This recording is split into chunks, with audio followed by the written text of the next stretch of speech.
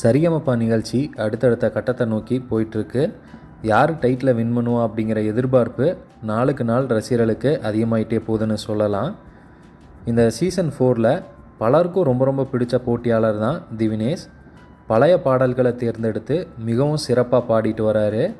இவரை பற்றின சுவாரஸ்யமான தகவல்களை தான் நம்ம இந்த பதிவில் பார்க்க இருக்கோம். திவினேஷோட சொந்த ஊர் பார்த்திங்கன்னா சென்னையில் இருக்க மாதவரம் தான்.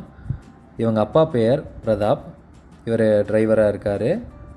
திவினேஷோட அம்மா பெயர் அனிதா, இவங்க கேட்ரிங் மற்றும் டெய்லரிங் ஒர்க் பண்ணிட்டு வராங்க. இவருக்கு இவங்க தாத்தான்னா ரொம்ப ரொம்ப பிடிக்குமாமா. திவினேஷ் பாடகராக ஆனதுக்கு அவரும் ஒரு முக்கியமான காரணம் அப்படின்னு நம்ம சொல்லலாம். அவர் கூட பேசி பழகிறதுனாலேயே என்னமோ பழைய பாடல்களை விரும்பி திவினேஷ் கேட்குறாரு மற்றும் அருமையாக பாடவும் செய்கிறாரு. குறிப்பாக பக்தி பாடல்களை சிறப்பாக பாடுறாரு. அதனால தான் நடுவர்கள் உட்பட எல்லாருமே இவரை டிவைன் திவினேஷ் அப்படின்னு சொல்லி கூப்பிட்றத நம்மளே பார்த்துருப்போம். இந்த நிகழ்ச்சி வர வரைக்குமே இவரோட வீட்டில் பார்த்திங்கன்னா டிவி இல்லை. இவரோட திறமையை பாராட்டி வசந்தன் கோ தான் இவங்களுக்கு டிவியை கொடுத்துருக்காங்க.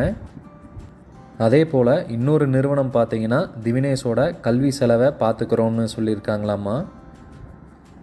இந்த நிகழ்ச்சிக்கு எம்எஸ் விஸ்வநாதன் குடும்பம் ஒரு தடவை வந்திருந்தாங்க. அப்போ திவினேஷ் பாடின பிறகு சால்வை போட்டு மாலையெல்லாம் போட்டு சந்தோஷப்படுத்தியிருந்தாங்க.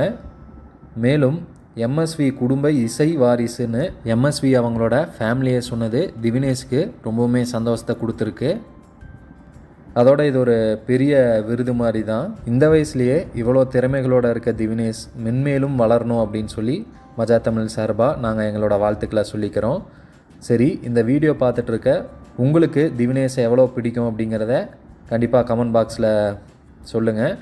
அப்படியே இந்த வீடியோவுக்கு ஒரு லைக்கும் போட்டுருங்க. அப்போ தான் இந்த மாதிரி நிறைய வீடியோஸ் உருவாக்க எங்களுக்கு உத்வேகமாக இருக்கும்.